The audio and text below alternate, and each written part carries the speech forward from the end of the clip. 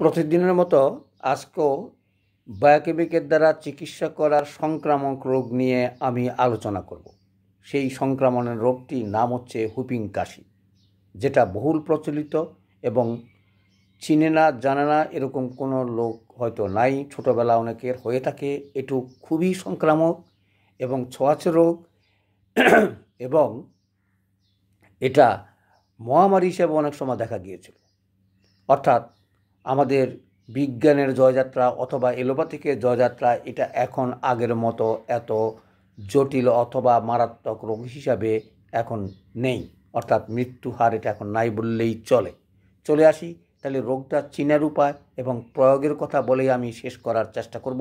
আমাদের বাক্স থেকে তোমরা যেন প্রথম দিকে এটা প্রয়োগ করে সমূলে নির্মূল করতে পারো। চলে আসি। অর্থাৎ এখনকার সময় এটা রোগ বেশি দেখা যায় না। এটা প্রথম ৩-৪ দিন সর্দি কাশির সঙ্গেই থাকে এবং কাশি হয়, তারপরে সেটা জটিলতা সৃষ্টি হয়। মোটটা এটার ভোগান্তকাল হচ্ছে 10-15 দিন।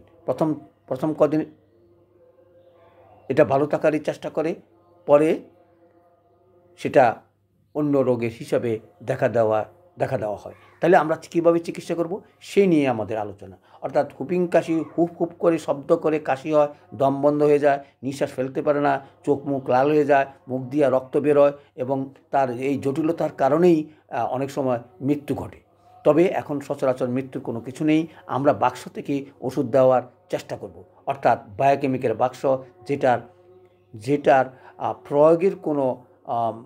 প্রয়োগের কোনো কুফল নেই। অর্থাৎ ওষুধের কোনো ক্ষতি করে না। সেই সুবাদেই আমরা এই বাক্স থেকে প্রথম স্টেজে আমরা দেওয়ার চেষ্টা করব। তাহলে প্রথম স্টেজের ওষুধগুলোর নাম কি আমরা নিশ্চয়ই জানি। ফেরামফস, অর্থাৎ সর্দি কাশি যদি থাকে প্রথম স্টেজে দিনে 3-4 বার করে গরম পানির সঙ্গে খেলে চলে যেতে পারে। তার সঙ্গে কি যদি মুখে সাদা লেপ থাকে অথবা জিহ্বা অপরিষ্কার থাকে তাহলে আমরা কাশির সঙ্গে ক্যালিমিউড দিতে পারি। আর কাশির বর্ণ যদি সাথে হয় তাহলে ক্যালিমিউড দিয়ে আমরা চিকিৎসা করতে পারি। এই দুইটা প্রথম স্টেজে।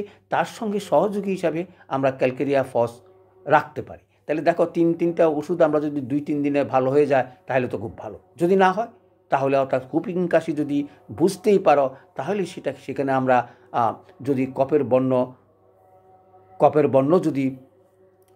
বর্ণ যদি হলুদ হয়ে যায় এবং গভীর শব্দ করে গলায় তাহলে আমরা সেখানে ক্যালিসাল্ভ অথবা নেট্রাম সাল্ভ জ্বর থাকলে আমরা প্রয়োগ করতে পারি। আর নেট্রামিউড দিতে পারি, তার সঙ্গে আমরা ক্যালিফস দিতে পারি। অর্থাৎ রোগের দৃষ্টি ওষুধগুলো প্রয়োগ করবে এবং হুপিং কাশি ভালো হয়ে যাবে। কারণ হুপিং কাশি একটা মারাত্মক রোগ, এটা অনেক রোগের পূর্বাভাস, এটার ভাবি ফল খুব ভালো না। সুতরাং প্রথম স্টেজে প্রয়োগ করে দেখবে, যদি ভালো না হয় তোমরা হোমিওপ্যাথিক অথবা এলোপ্যাথিক ডাক্তারের পরামর্শ নিয়ে চিকিৎসা দেওয়ার চেষ্টা করবে। এটার কাশতে অনেক সময় পায়খানা প্রস্রাব করে ফেলে, এত কাশির ধমক, এবং রোগী কিছুতেই ঘুমাইতে পারে না, চোখ মুখ লাল হয়ে যায়, অনেক সময় মুখ দিয়া রক্তও বেরোয়। অর্থাৎ আপেক্ষিক কাশি, গলায় যেন ফেটে যাবে, তারপরও দম যেন নিতে পারে না।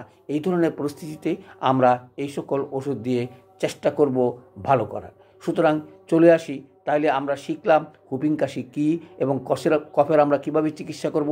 প্রথম স্টেজে কী দিব, সেকেন্ড স্টেজে কী দিব। যদি 2-4 দিনে ভালো না হয় আমরা এলোপ্যাথিক অথবা হোমিওপ্যাথিক ডাক্তারের পরামর্শ নিয়ে চিকিৎসা দেওয়ার চেষ্টা করব। আর হচ্ছে যেই ওষুধগুলোর নাম বললাম সেগুলো মনে রাখার এবং বাক্স থেকে প্রয়োগ করার চেষ্টা করবে। এবং ডাক্তার শঙ্কর স্যার ইউটিউবে আমার সঙ্গে থেকে রোগ চিকিৎসা অথবা প্রাথমিক স্টেজে সকল রোগের চিকিৎসা দেওয়ার চেষ্টা করবে। এই আহ্বান জানিয়ে আমি আমার বক্তব্য শেষ করছি। সবাইকে ধন্যবাদ।